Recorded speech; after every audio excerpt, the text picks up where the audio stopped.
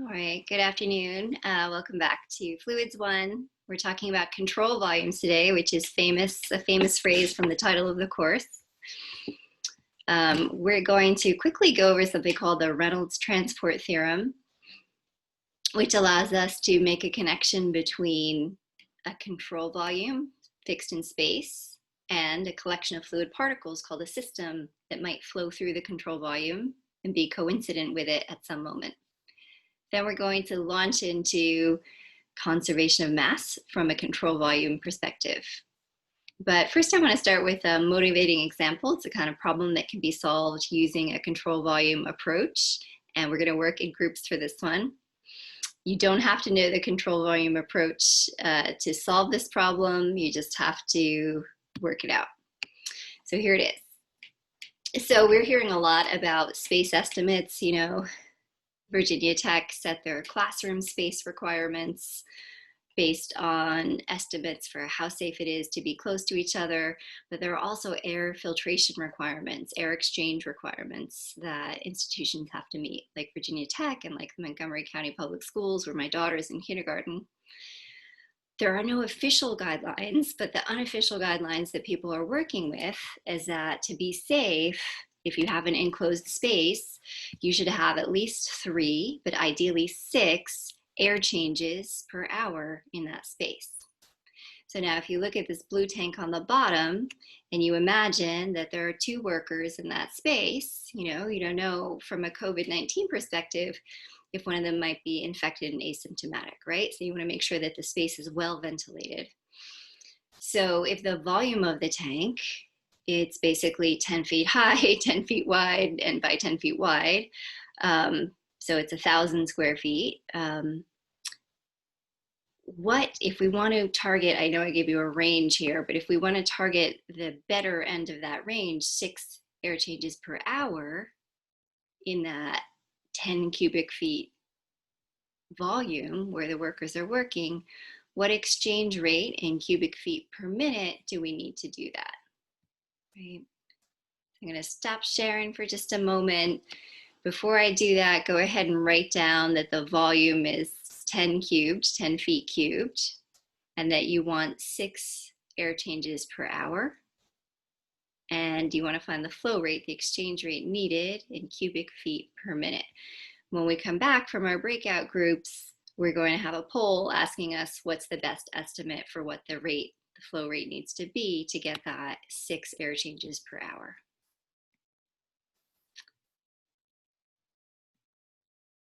All right, so I'm gonna put you into maybe 4 or 5 participants, 3 or 4 participants per room, and you will have 5 minutes to work on this question. So here we go.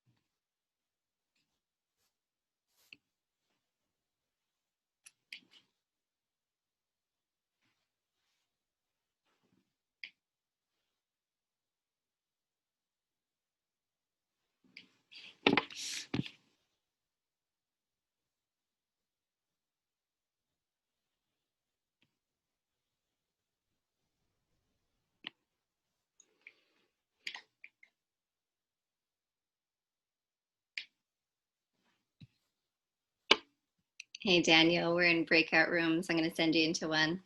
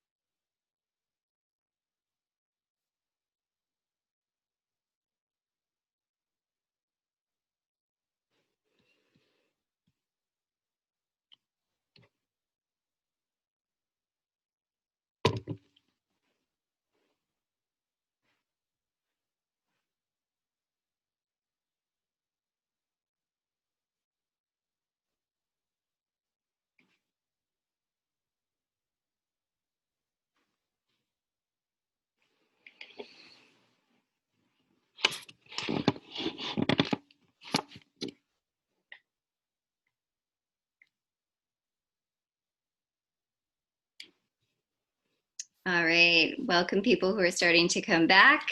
The rest of the people are still in the breakout rooms. We got just about 20 seconds left, a little less.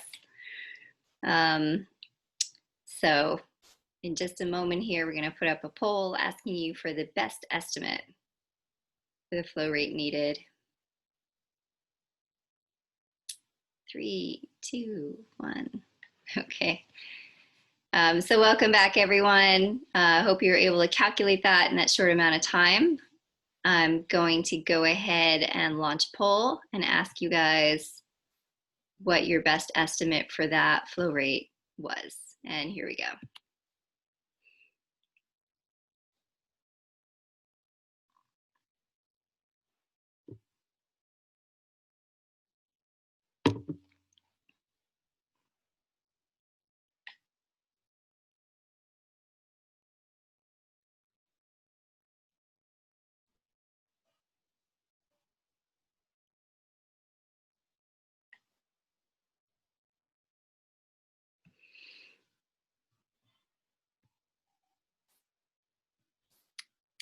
All right, the poll looks like it closed. I guess that one had a time limit.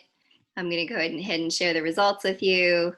So great, you know, the majority of you, 93%, chose the correct answer of 100 cubic feet per minute. And we'll walk through that toward the end of the class after we go through some material about why that's the right answer for the couple of you who maybe came in late or didn't get that answer. All right, I'm going to switch over to the annotator now.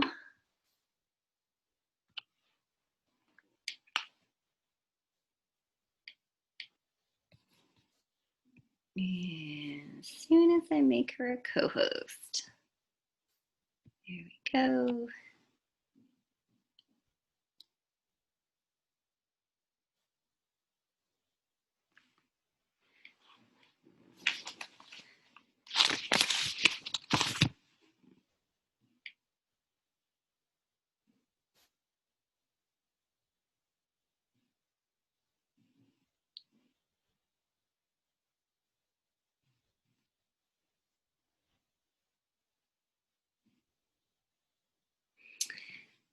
Okay.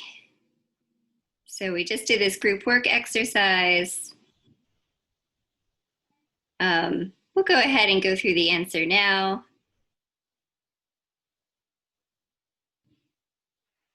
So the volume of the space was 10 feet cubed, or 1,000 cubic feet.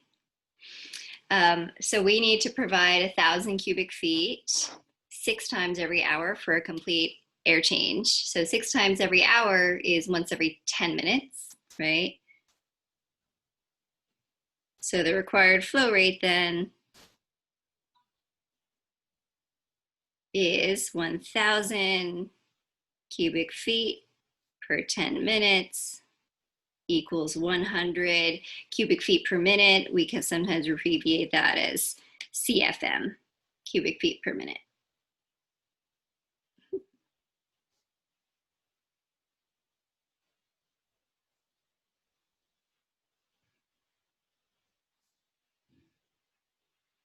All right, so moving on.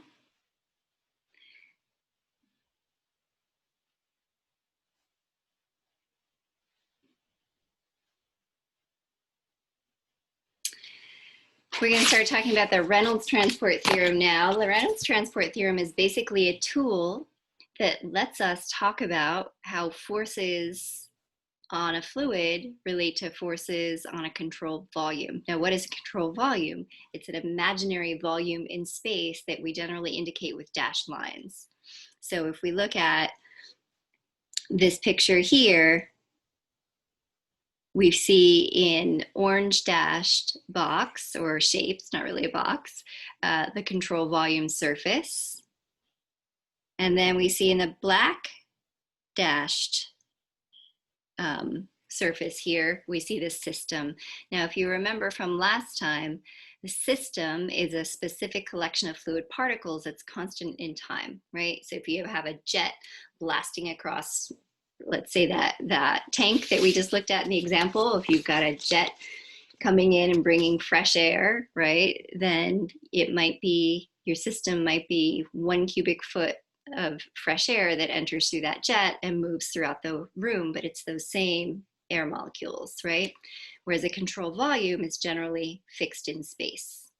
And what we do to do these analyses is we look at an instant where the control volume and the system of fluid coincide, and then we look at it again an instant later. And so you see here in this middle figure, we've got at time, well, let's look on the left first. First, at time t, both the fluid system, the collection of particles, and the control volume are in this orange dashed area, right? But then a time delta t goes by, and the control volume is still that orange dashed area, but now the system has moved over to the right by delta L.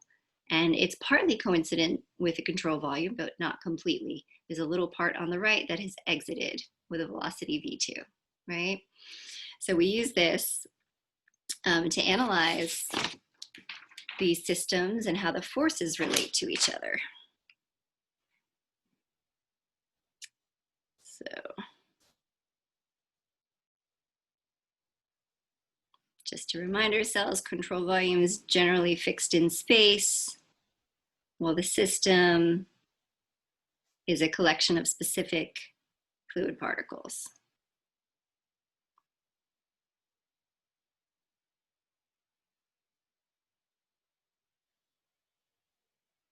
That does not change with time.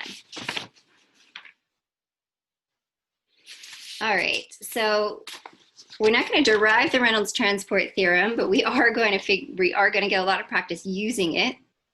But in general, for an arbitrary control volume, like you see on the left here, again here at time t, both the fluid system and the control volume are in the orange dashed line. Here it's white and dark blue. But then at t plus delta t, the control volume is the same, enclosed by the orange dashed line, but now the fluid system is moved to the right a little bit, and it's the white and the light blue shaded areas, right? So they coincided at t, at time t plus delta t, they no longer coincide. This is an arbitrary control volume here, but in fluid mechanics, your control volumes generally look like this. You might have multiple inlets, multiple outlets, right? And then you have to decide actually for each problem where it makes sense to sketch your control volume. Do you want to sketch it on the inside of this system of pipes, or do you want to include the pipe, the pipe radius in your control volume, right? So the different considerations to have. But let's go ahead and write down the Reynolds transport theorem. And we've got that material derivative, if you remember, capital D by capital DT. And we're saying that the material derivative of capital B subsystem. So what is that? So B is some system property. We'll talk about this more on the next slide, but basically it could be velocity, it could be mass, it could be kinetic energy. For now, we're leaving it general.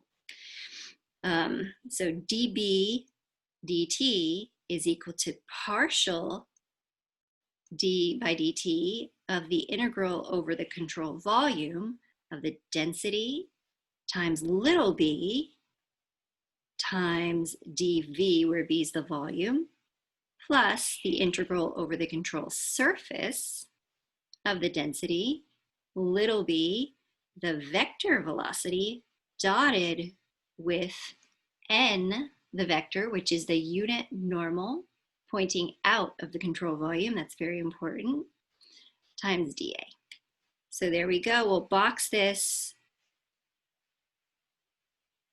This is equation 419, and this is the general form of the Reynolds transport theorem that applies in any case: steady, unsteady, compressible, incompressible, one-dimensional, three-dimensional. So we talked about what capital B was. Well, little b is just big B per unit mass.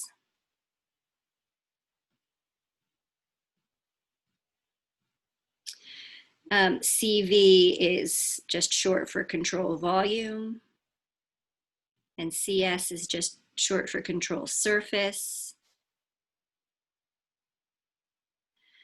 But N, our little unit normal vector, it's very important to notice that this is always pointing out of the control volume. And this is important because you're going to have lots of terms where you dot N with the velocity vector, and you need to get the right sign. And you'll only get the right sign if you remember that the unit normal is pointing out of the control surface.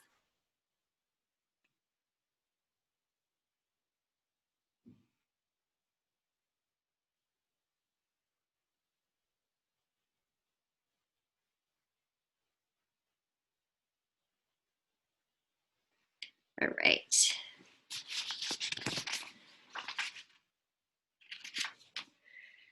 So let's talk a little bit more about B. So as I said, it's any property in the flow. It could be the velocity of the fluid, the acceleration, the mass, temperature, momentum, etc. As we said on the last page, big B is just little b times the mass, right? So little b is just whatever your parameter is per unit mass. What that means is that B is so-called extrinsic or proportional to the mass of the system. It depends on how much volume you have, right? Whereas little b is independent of the mass of the system. So some examples here would be, let's say, big B is the mass. Then if you divide by mass, you just get 1, right? What about if big B is the momentum, right? Then big B is m times v vector, but little b is just v vector. And what about if we're talking about kinetic energy? Then we've got mass times average velocity or mean velocity squared over 2. And little v is just the velocity squared over 2. Right. So what you'll see in the next few sections, we're going to look at control volume analysis, conservation of mass, control volume analysis, conservation of momentum, right? We're basically going to be taking the Reynolds transport theorem and the fundamental law, like mass is conserved, linear momentum is conserved, and combining them and basically saying, okay, B is M for conservation of mass, B is MV for conservation of linear momentum, etc. All right, so the Reynolds transport theorem simplifies if we have a simple system. So here we've got a fixed control volume with one inlet and one outlet. And all the properties, the density, velocity, etc., are uniform across the entrance and the exit sections, right?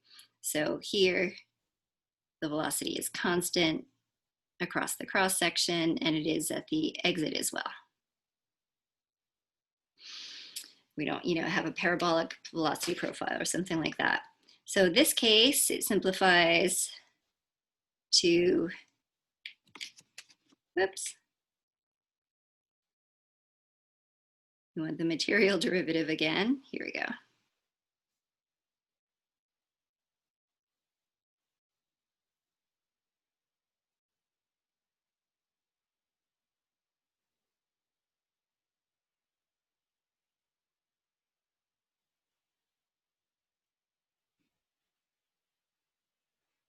Right? So we have that rate of change of the quantity of B in the system is equal to partial of B in time, that local acceleration, that local time derivative, plus all the properties at the outlet minus all the properties at the inlet, right? And this is going to represent the flow of the quantity B through the exit of the control surface and the entrance of the control surface. This is equation 415. Just to be sure, A1 is the inlet area. A2 is the exit area. V1 and V2 are labeled in the figure. And then rho 1 is the inlet density. And rho 2 is the exit density.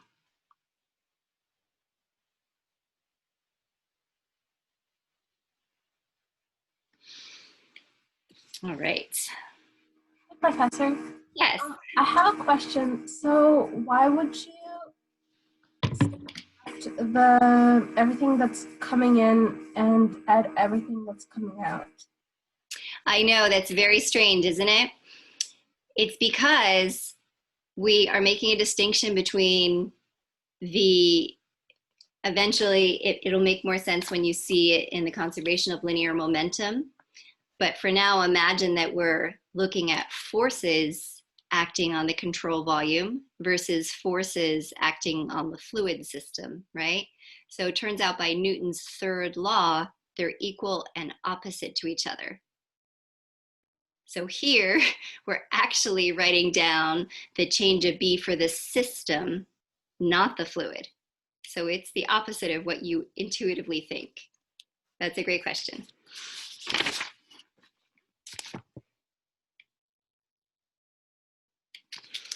All right, so now how do we use the Reynolds transport theorem to get conservation of mass? So the principle of conservation of mass simply states that mass is conserved, right? So dm of the system dt equals 0, right? So again, this is for a system, a collection of fluid particles, not for control volume. We can express this more generally with an integral. It's the integral of the system of rho times dv. Whenever I have a v with a slash through it, that's volume. Now, if we take our Reynolds transport theorem and we simply say that capital B is mass, that means capital B is m. lowercase b is 1, right? This is what the Reynolds transport theorem looks like.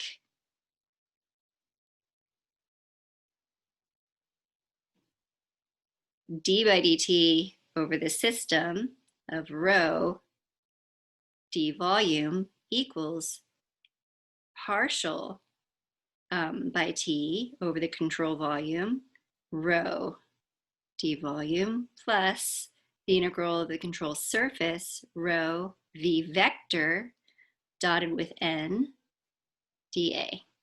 Okay, so let's label these terms A, B, and C and just sort of discuss those.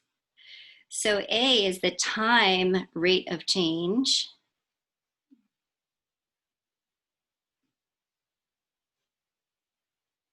of the mass in the coincident system. So again, control volume, system of fluid, when they're in the same space, it's the mass.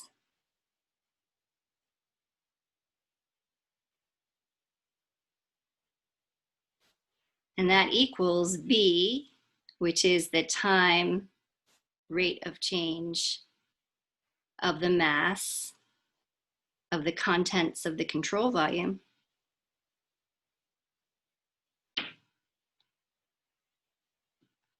plus C, which is the net rate of flow of mass through the control surface.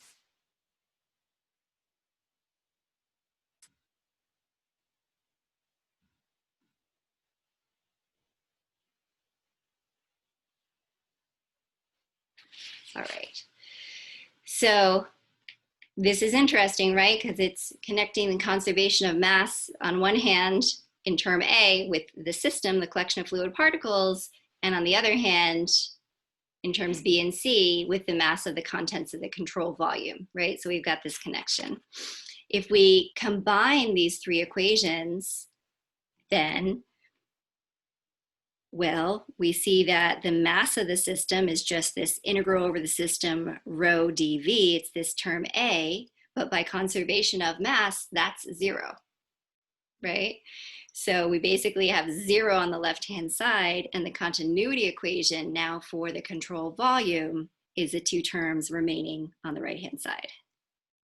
So d by dt, integral over the control volume, rho d volume, plus integral over control surface, rho velocity vector dotted with unit normal outwards, dA equals 0. And that's equation 5 by 5. So there we have it, the conservation of mass from a control volume perspective. Any questions about that? All right. Great.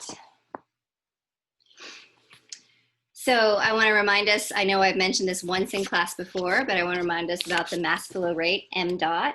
It generally has units of, in SI units, it's kilograms per second.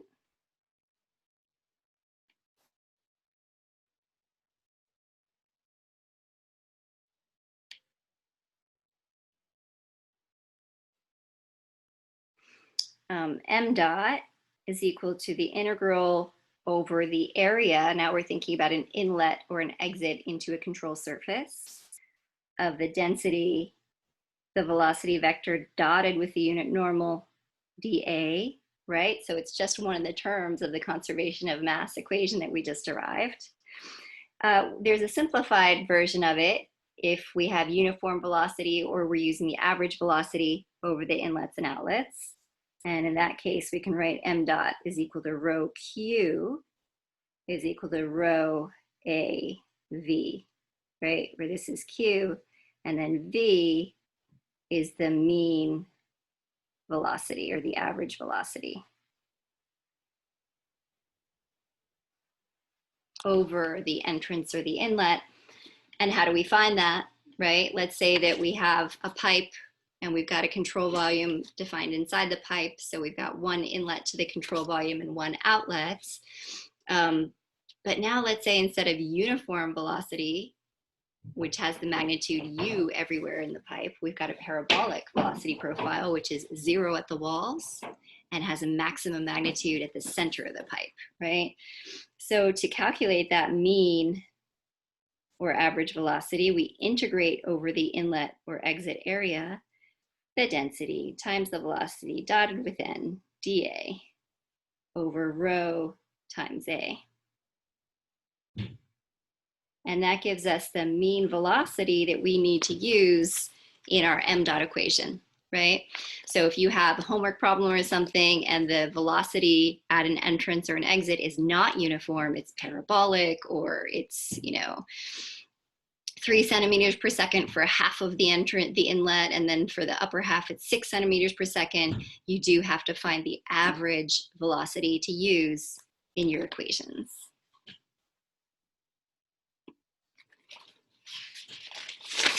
All right, last page of equations here, and then we're going to look at a couple examples. So conservation of mass simplifies greatly if you have a fixed non-deforming control volume and you assume steady 1D incompressible flow, then it's really straightforward. It's just Q, or volumetric flow rate, is equal to the entrance area times the entrance mean velocity, which is by definition, by conservation of mass, equal to the exit area times the exit velocity. And then we can write down a general form for multiple inlets and outlets.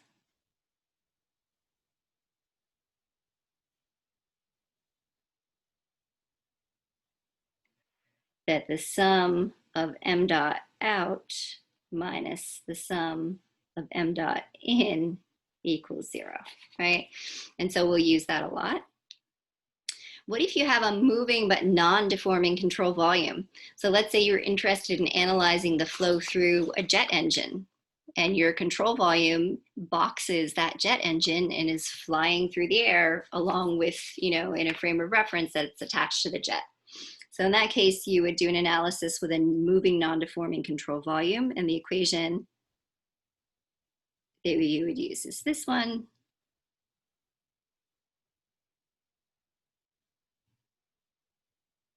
Right? It looks just like the general form of the continuity equation, but it's got this W in it, right?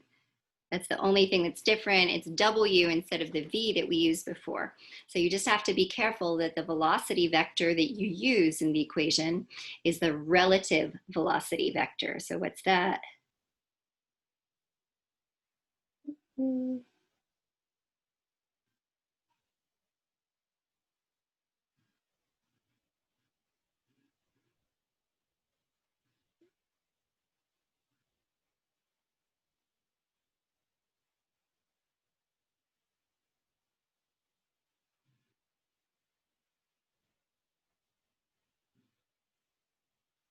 So the relative velocity is the velocity seen by an observer moving with the control volume.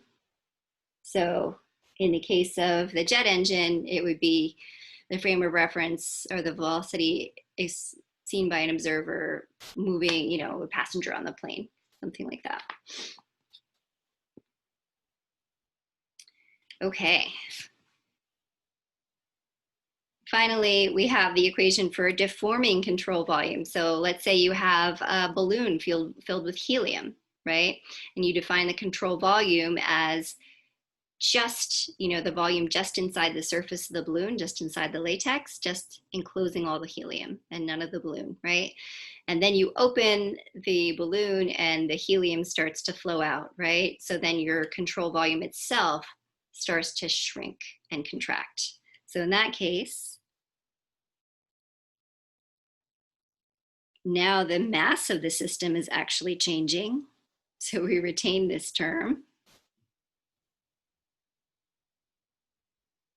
But otherwise, it looks a lot like the general form of conservation of mass.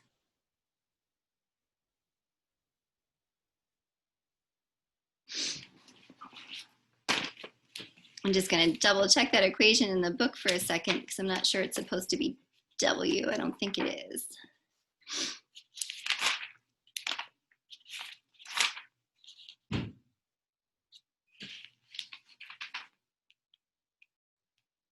Oh, okay. It is supposed to be W, and it's also a relative velocity.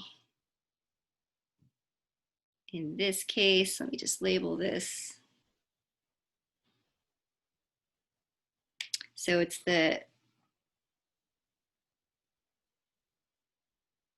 relative velocity with respect to the control surface.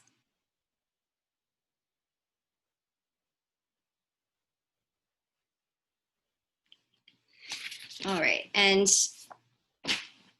Hyungan's going to go over some nice examples of these different cases with you in the problem solving session, which will not be this Friday because it's your fall break. So he's actually going to pre-record that session and just upload it and deliver it asynchronously. All right, let's get into some examples.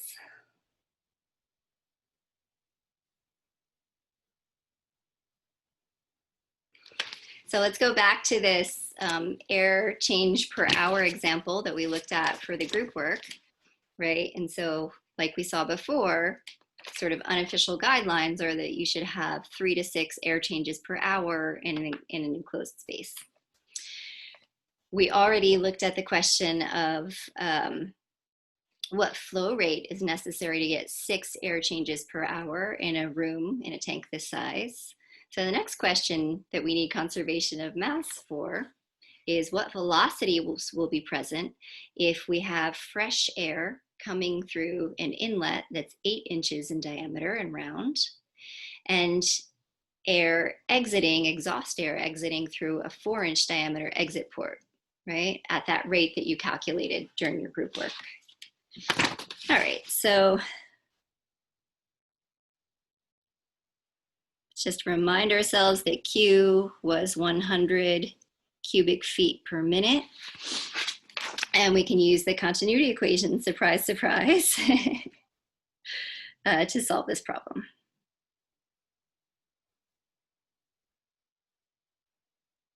And we use the general form of it, equation 5.5.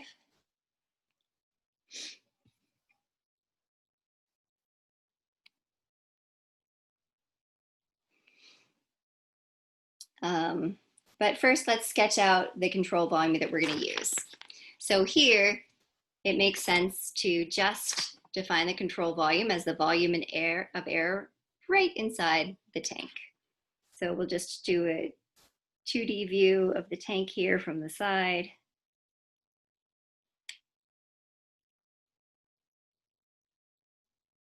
And we'll define the control volume of air like this, just containing all the air, but not the tank walls. Right, and then we've got our air in here. And this is an 8-inch diameter inlet. And then we've got our 4-inch diameter exit.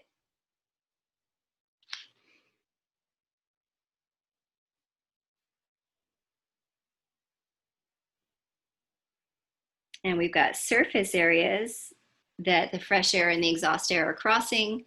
So at the inlet, it's A in, at the exit, it's A out. All right, so let's write down equation 5.5 in its full form, except we're going to go ahead and assume that the flow is uniform across the inlet and outlet, and we're using the mean velocity, right? So in that case, instead of using that integral, we're just saying that we've got rho out, V out, A out, minus the sum of rho in, V in, A in equals 0. All right, so we can do a lot of simplifying. So can anyone think of one way to simplify this equation?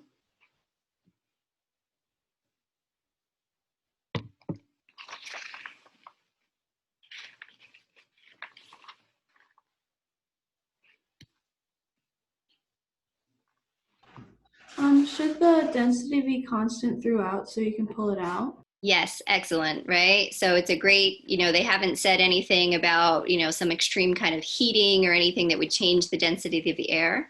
So it's a really good assumption to assume that it's incompressible. Great, thank you. So we're going to assume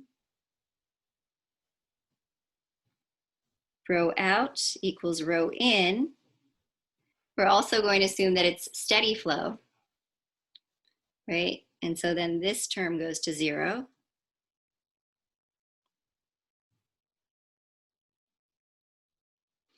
And we also have one inlet and one outlet, right? And so we can sort of get rid of these summations that we have on these terms here and just write, V out, V2, or we can keep the subscripts out and in, right? But we don't need the summation signs because we don't have any more inlets or outlets. Okay, so this simplifies to V out times A out minus V in times A in equals 0, or V out times A out equals V in times A in equals 100 cubic feet per minute. So now we want to know what the velocities are at the inlet and the outlet. They're constrained by the size of the inlet and the outlet, right? We have a flow rate. It has to be constant through the tank because we're not accumulating. There's no reason to think that we're accumulating air inside the tank or there's a vacuum inside the tank. It's just flowing through, right?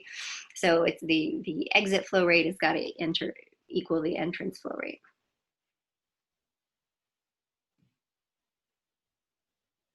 So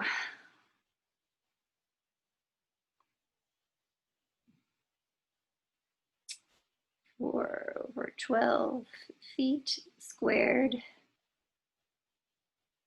minute. So we get about 19 per 1 feet per second. At the exit, with that 4-inch diameter exit area. So what is it going to be at the entrance where the area has twice the diameter, right? We've got a larger entrance, so we expect that the velocity at the entrance will be lower.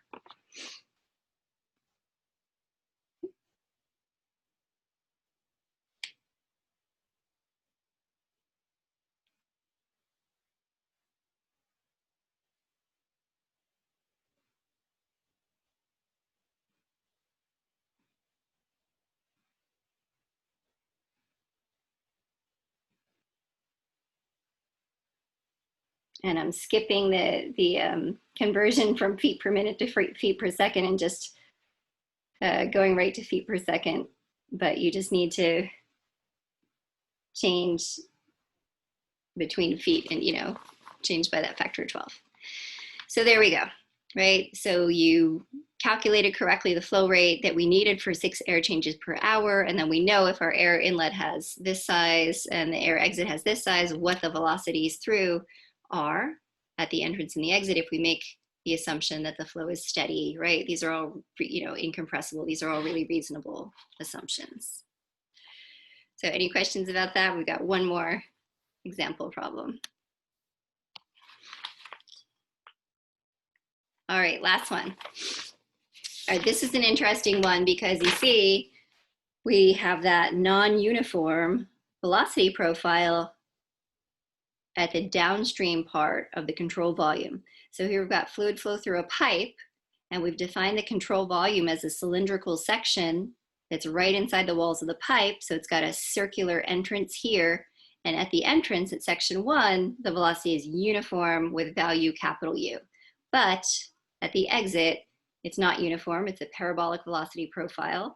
This is the expression for the velocity there. It's a function of r, the radius. It's 0 at the wall by the no slip condition. And it's maximum at the center line, right? So here it says at the center line, we have a maximum value of Umax. How are U and Umax related? And remember, capital U is just that uniform velocity value at the inlet. So it would be hard to do this without control volume analysis, but we have control volume analysis, so we can just go ahead and do this. So again, we're going to write down equation 5.5, the general form of the continuity equation. We've got d by dt rho dv plus rho v dot n dA equals 0. This first term goes away because it's steady flow. So we've just got this second term. Now this is really interesting. We need to perform this integral over the entrance and over the outlet. And you're going to see something really peculiar about the signs of these terms when we do that. So at the inlet, we've got rho v dot n dA is equal to minus rho 1 A1 capital U. So where did this minus sign come from? Can anyone tell me where that minus sign popped out of?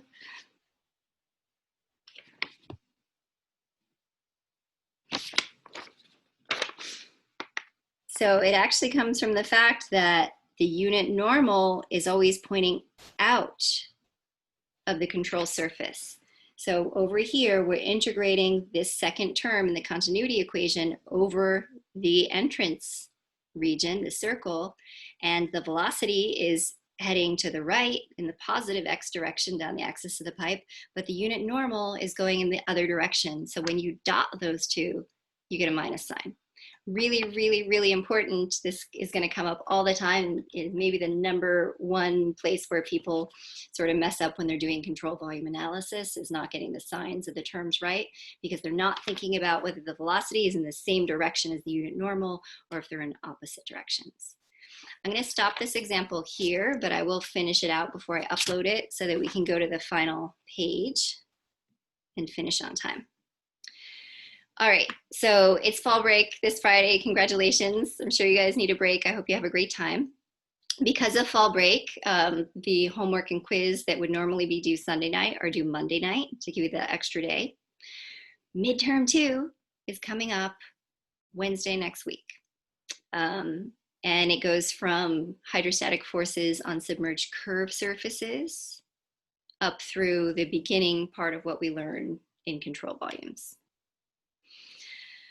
Another thing to keep in mind 2 weeks out is that our video project proposals are due in 2 weeks on October 26th. And if you look in this week's module, I've got the information up there. I don't have a place yet where you can upload your proposal, but I've got all the information up there if you want to start coordinating with your team.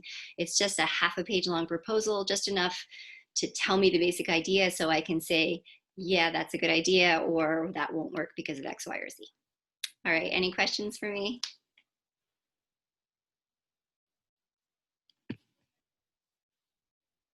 Questions? All right, then I will see you guys on Wednesday and we'll talk about, thank you, we'll talk about control volume analysis for linear momentum. You have a great afternoon.